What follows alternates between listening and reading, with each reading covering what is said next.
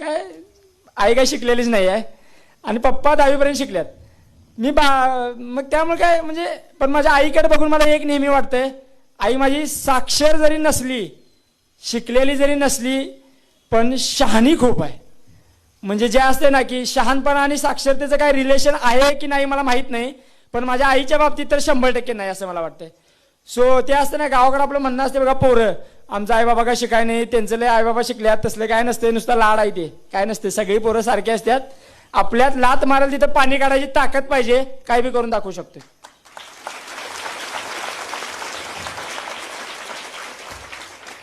मग मेन्स परीक्षा फेल झालतो, मग पुन्हा हे कसं आहे UPSCचं कसं आहे माहिती आहे काय, 100 रुपयाचा नशा आहे. काय 100 रुपये परीक्षा फी आहे आणि त्या परीक्षा फी मध्ये वर्षानुवर्ष वाया जात असतात.